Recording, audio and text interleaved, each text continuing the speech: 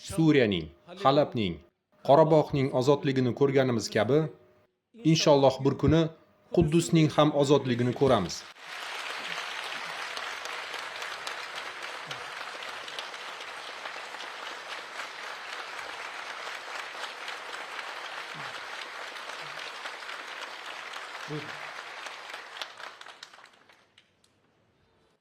Men viloyat hokimi bo'lib ishlab yurganimda Janobi Haqdan bir duoyim bor edi. Bilasizlar, bu yerda 5 yil viloyat hokimi bo'lib ishlaganman. Keyin Erzurumga tayinlandim. 2,5 yil u yerda ishladim. O'shanda juda katta duoyim bor edi.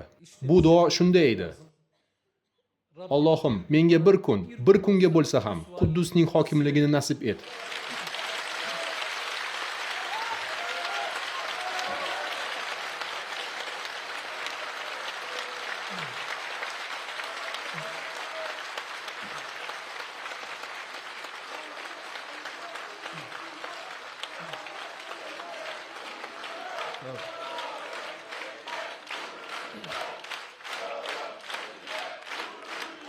Allah razı olsun.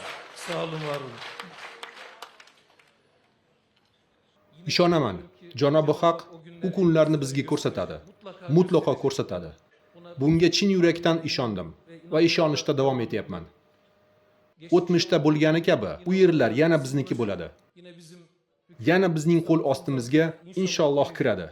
Chunki boshimizda Rajab Toyyib Erdo'g'andek dunyo lideri bor. Bir dünya lideri var.